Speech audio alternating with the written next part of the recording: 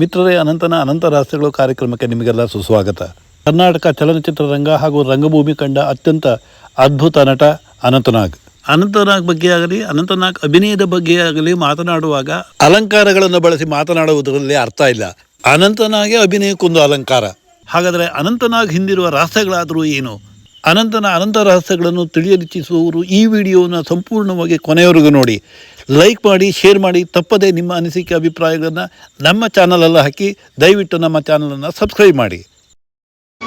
ಎಲ್ಲಿರುವೆ ಮನವ ಕಾಡುವ ರೂಪಸಿಯೇ, ಬಯಕೆಯ ಬಳ್ಳಿಯ ನಗುವ ಹೂವಾದ ಪ್ರೇಯಸಿಯೇ, ಬಯಕೆಯ ಬಳ್ಳಿಯ ನಗುವ ಹೂವಾದ ಪ್ರೇಯಸಿ ನೀನು ಎಲ್ಲಿರುವೆ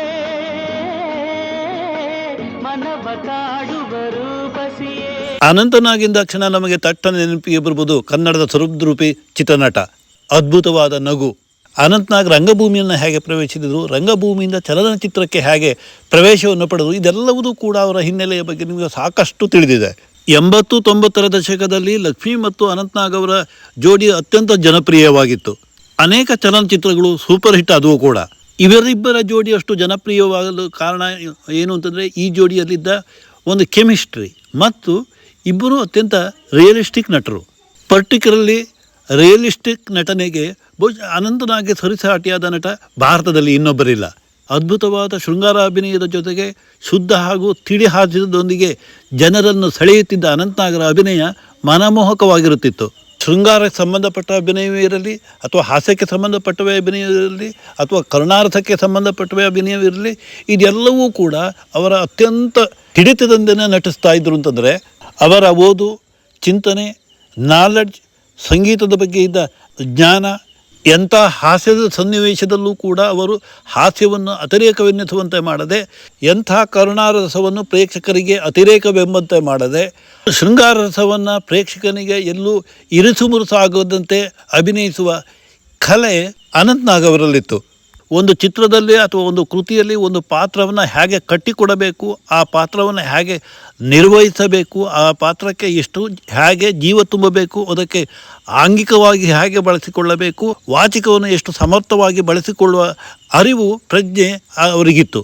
ಸಾಕಷ್ಟು ಸಾಹಿತ್ಯದ ಅರಿವು ಮತ್ತು ಸಾಹಿತ್ಯದ ಸ್ಟಡಿ ಇರುವುದರಿಂದ ಅವರಿಗೆ ಅಭಿನಯದ ಬಗ್ಗೆ ಮತ್ತು ಪಾತ್ರವನ್ನು ಚಿತ್ರೀಕರಿಸುವ ವಿಷಯವಾಗಿ ಅಥವಾ ಆ ಪಾತ್ರವನ್ನು ಮೂಡಿಬರುವ ರೀತಿಯಲ್ಲಿ ಕಲ್ಪಿಸಿಕೊಳ್ಳೋದಕ್ಕೆ ಸುಲಭವಾಗಿ ಸಾಧ್ಯವಾಗುತ್ತಿತ್ತು. ಹಾಗಾಗಿ ಡಾಕ್ಟರ್ ರಾಜ್ಕುಮಾರ್ ಅವರನ್ನಾಗಲಿ ಅಥವಾ ಅನಂತನಾಗ್ ಅವರ ನಟನಾಗಲಿ ಕಂಪ್ಯಾರಿಸನ್ ಮಾಡೋಕ್ಕಾಗೋದಿಲ್ಲ. ಇಬ್ಬರದ್ದು ವಿಭಿನ್ನವಾದ ಅಭಿನಯ ಶೈಲಿ ಮತ್ತು ಇಬ್ಬರ ಅಭಿನಯದ ಆಯಾಮಗಳೇ ಬೇರೆ, ಆದರೆ ರಿಸಲ್ಟ್ ಒಂದೇ. ಇವತ್ತಿನ ಸಮಕಾಲೀನ ಕಥಾವಸ್ತುಗಳ ಪಾತ್ರಗಳನ್ನು ಆಯ್ದುಕೊಂಡು ಅದು ಹೆಚ್ಚು ಜನರಿಗೆ ಹತ್ತಿರವಾಗುವಂತೆ, ಮನಮುಟ್ಟುವಂತೆ ರಿಯಲಿಸ್ಟಿಕ್ ಆಗಿ ನಟಿಸುವ ಅನಂತನಾಗ್ ಹಾಗೂ ಅಷ್ಟೇ ಪರಿಣಾಮಕಾರಿಯಾಗಿ ಚಾರಿತ್ರಿಕ ಪಾತ್ರಗಳಿರಲಿ, ಪೌರಾಣಿಕ ಪಾತ್ರಗಳಿರಲಿ, ಅವುಗಳನ್ನು ನೈಜವೆನ್ನುವಷ್ಟರ ಮಟ್ಟಿಗೆ ನೈಜವಾಗಿ ನಟಿಸಬಲ್ಲ ನಟ ಡಾಕ್ಟರ್ ರಾಜ್ಕುಮಾರ್ ಅವರು ಸರ್ಟಿಫೈಡ್ ಎಜುಕೇಷನ್ ಪಡೆದೇ ಇರ್ಬೋದು, ಆದರೆ ಮಹಾನ್ ವಿದ್ಯಾವಂತ, ಮಹಾನ್ ಕಲಾಕಾರ. At the same time Ananthnag ಅವರು ಕೂಡ ಸರ್ಟಿಫೈಡ್ ವಿದ್ಯಾವಂತನೂ ಹೌದು, ಜೊತೆಗೆ ಸ್ವಾಭಾವಿಕ ವಿದ್ಯಾವಂತನೂ ಹೌದು. ಹಾಗಾಗಿ ಅವರು ಇಂತಹ ಮಹಾನ್ ನಾಲೆಡ್ಜ್ಗಳ ಪಾತ್ರಗಳನ್ನು ಅಷ್ಟು ಲೀಲಾಜಾಲವಾಗಿ ಅಭಿನಯಿಸೋಕ್ಕೆ ಸಾಧ್ಯವಾಗಿರುವಂಥದ್ದು. ಕಲಿಯುವಿಕೆ, ಕೇಳುವಿಕೆ ಮತ್ತು ಅರಿಯುವಿಕೆ, ಇವು ಈ ಮೂರು ರಹಸ್ಯಗಳು ಜ್ಞಾನಾರ್ಜನೆಗಾಗಲಿ ಅಥವಾ ಮಹಾನ್ ಸಾಧನೆಗಾಗಲಿ ಇರುವಂಥ ಪ್ರಮುಖವಾದ ಘಟ್ಟಗಳು ಮತ್ತು ಪ್ರಮುಖವಾದ ತಿಳುವಳಿಕೆಗಳು. ಮನೋಬುದ್ಧಿ, ಅಹಂಕಾರ, ಚಿತ್ತ ಮತ್ತು ಚೈತನ್ಯ, ಇವು ನಟನಿಗಿರಬೇಕಾದಂತಹ ಬಹಳ ಮುಖ್ಯ ಗುಣಗಳು, ಲಕ್ಷಣಗಳು. ಈ 4 ಕಂಪೋನೆಂಟ್ಸ್ಗಳನ್ನು ಯಾರು ಪ್ರಜ್ಞಾಪೂರ್ವಕವಾಗಿ ಹಾಗೂ ಪವರ್ಫುಲ್ಲಾಗಿ ಬೆಳೆಸ್ಕೊಳ್ತಾರೋ, ಅದು ವಿಜ್ಞಾನ ಇರಲಿ, ಜ್ಞಾನ ಇರಲಿ, ಯಾವುದೇ ವಿಷಯದಲ್ಲಿರಲಿ, ಅವರು ಅಂತಹ ಕ್ಷೇತ್ರದಲ್ಲಿ ತಮ್ಮ ಸಾಧನೆಯನ್ನು ಹೆಚ್ಚು ಸಾಧಿಸಲಿಕ್ಕೆ ಅವರಿಗೆ ಸಾಧ್ಯ ಆಗುತ್ತೆ. ಕೆಲವು ಸಾರಿ ಏನಾಗುತ್ತೆ, ಸ್ಕ್ರಿಪ್ಟ್ ಚೆನ್ನಾಗಿರುತ್ತೆ, ಕತೆ ಚೆನ್ನಾಗಿರುತ್ತೆ, ಈ ಪಾತ್ರ ಪೋಷಣೆ ಚೆನ್ನಾಗಿರುತ್ತೆ, ಎಲ್ಲವೂ ಚೆನ್ನಾಗಿರ್ತವೆ. ಆದರೆ ಎಕ್ಸಿಕ್ಯೂಟ್ ಮಾಡುವಾಗ ಪಾತ್ರ ಪೋಷಣೆಯಲ್ಲಿ ನಿರ್ದೇಶಕ ನಟನೆಯನ್ನು ಎಕ್ಸ್ಟ್ರಾಕ್ಟ್ ಮಾಡುವಾಗ ಎಡವಿದರೂ ಕೂಡ ಅದನ್ನು ನಿಭಾಯಿಸಿಕೊಂಡು ಹೋಗುವಷ್ಟರ ಮಟ್ಟಿಗೆ ಇವರಲ್ಲಿ ಆ ಪರಿಪೂರ್ಣ ಜ್ಞಾನ ಇತ್ತು ಅನ್ನೋದು ನನ್ನ ಅಭಿಪ್ರಾಯ.